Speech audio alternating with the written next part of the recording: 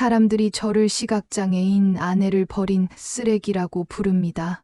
당신은 지금 사연 있는 방과 함께하고 계십니다. 오늘 전해드릴 이야기는 사랑으로 시작했지만 이혼으로 끝나버린 결혼 이야기입니다. 아내는 시각장애인이었습니다.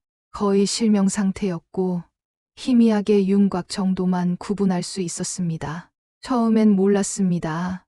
그녀가 그렇게 무서울 수 있는 사람이라는 걸요. 우린 장애인 단체에서 처음 만났습니다.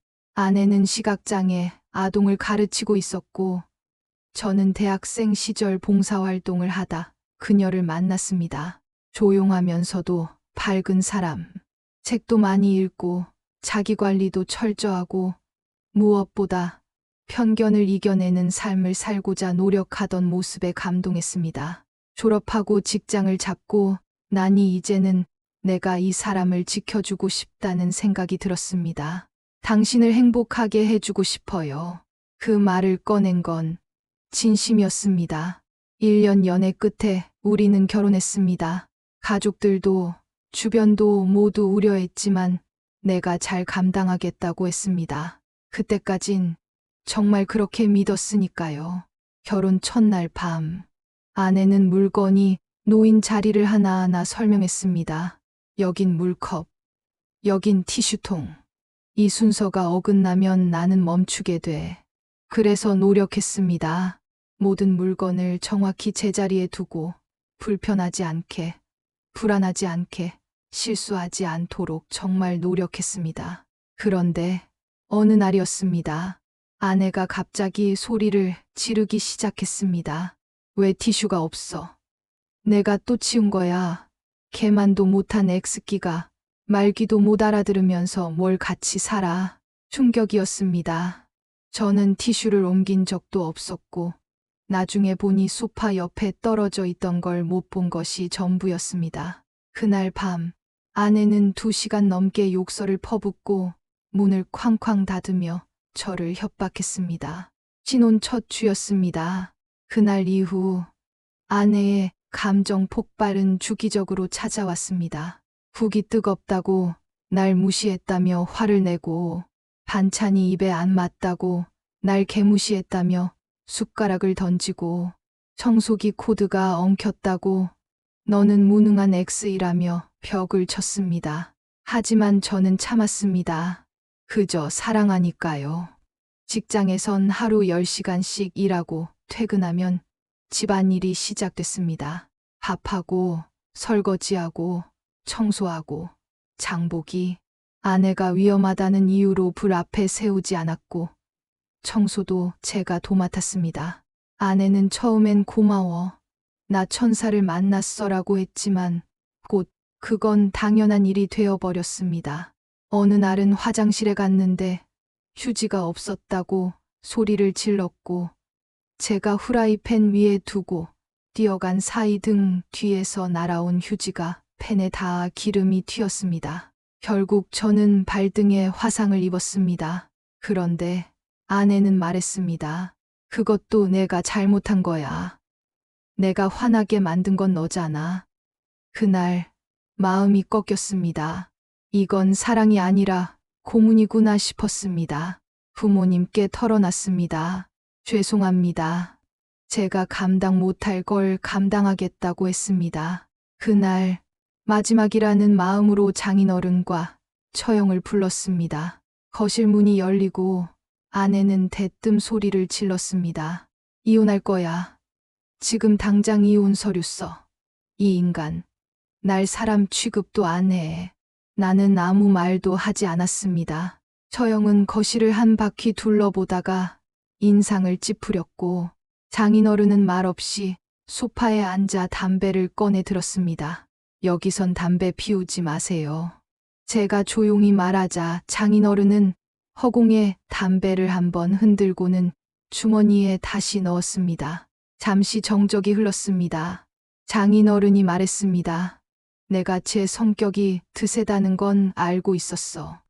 어릴 때부터 뭐 하나 맘에 안 들면 혼자 뒷감당 못하는 애였지. 근데 말이다. 그래도 남편이면 내가 좀 꾹 참아줬어야 하는 거 아냐? 결혼은 말이야 한쪽이 미쳐도 한쪽이 멀쩡해야 굴러가는 거거든. 참았습니다. 충분히 오래. 내가 겨우 말을 꺼내자 장인어른은 한숨을 내쉬었습니다. 그랬겠지. 근데 말이야, 내가 누굴 상대하고 있는지를 생각해봐. 장에 있는 애랑 산다는 건 3배, 4배 더 참아야 한다는 뜻이야. 그의 말에서 이해가 아닌 체념이 느껴졌습니다. 그는 나를 도운 게 아니라 딸의 인생을 망치지 않기 위해 날 설득하려 하고 있었습니다. 그때 처형이 끼어들었습니다. 오빠, 동생이 지금 얼마나 무너졌는지 몰라요? 매일 울고 밥도 못 먹고 이게 다 오빠 때문이에요. 오빠가 감당 못할 거면 애초에 결혼을 하지 말았어야죠. 나는 그 말에 아무 대꾸도 하지 못했습니다. 장인어른은 마지막으로 이렇게 말했습니다. 너 나쁜 놈 아닌 거 안다. 그동안 고생한 것도 알고. 근데 팔은 안으로 굽는다. 알지? 난 제 아빠야. 그 말을 끝으로 그는 천천히 일어나 아내 방 앞에 섰습니다. 방문은 닫힌 채 안에서는 흐느끼는 소리가 들렸습니다. 그날 누구도 내 편은 아니었습니다. 아내가 친정으로 떠난 그날 밤, 집 안은 이상하리만치 조용했습니다. 전엔 그렇게 무섭던 소리 지르는 목소리, 욕설, 발자국 소리조차 그리웠습니다. 그제야 깨달았습니다. 나는 이미 정상적인 결혼이 뭔지도 모르게 되어 있었다는 거요. 식탁엔 아내가 던지고 간 컵이 깨진 채로 남아 있었고, 욕실엔 그녀가 쓰던 칫솔이 그대로였습니다. 그 앞에서 저는 한참을 앉아 있었습니다.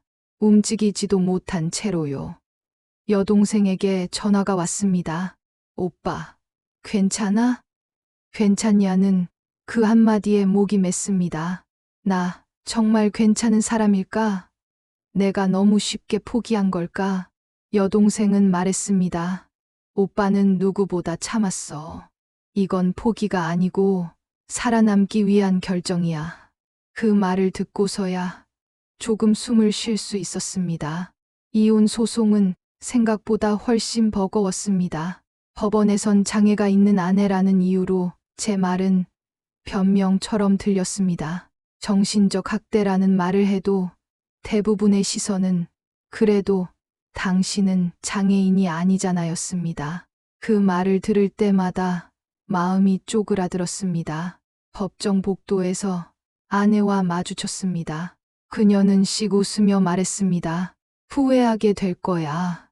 너 절대 행복 못해. 그 말을 들은 순간 묘하게 가슴이 먹먹했습니다. 무서움이 아니라 슬픔이었습니다. 나는 끝까지 그녀를 원망하고 싶지 않았습니다. 그저 이 결혼이 우리를 모두 파괴해버렸다는 게 안타까웠습니다. 혼자 남은 집에서 한참을 생각했습니다. 내가 너무 큰 걸 바란 걸까? 사랑만으로는 안 되는 거였나? 결국 이혼이 성립됐습니다. 그런데 이상하게도 그 순간 느껴진 건 해방감이 아니라 깊은 피로감이었습니다. 이후로도 여전히 저는 사람들의 시선에 시달립니다. 시각장애인, 아내를 버린 사람, 장애인을 감당 못한 남자. 그들은 모릅니다. 제가 어떤 날을 어떻게 견뎌냈는지. 저는 버린 게 아닙니다. 그저 살아남고 싶었습니다. 만약 그 결혼을 계속했다면 저는 사람이 아니라 그저 기능만 수행하는 존재가 되었을 겁니다. 아내는 제 인생의 일부였습니다. 절대 지우거나 덮을 수 없는 존재. 하지만 이제는 그 기억을 이야기로 꺼낼 수 있게 되었습니다. 어쩌면 이 이야기를 듣고 저처럼 말 못하고 끙끙 앓는 누군가가 조금은 위로받을 수도 있겠죠. 이건 제 고백이자 저 자신에게 남기는 마지막 일기입니다. 사랑은 혼자 하는 게 아니었습니다. 이 이야기는 시각장애인 아내와 결혼해 1년간의 결혼 생활 끝에 정신적 학대 속에서 결국 이혼을 택한 한 남성의 실화를 바탕으로 구성했습니다. 사연 읽는 방이었습니다.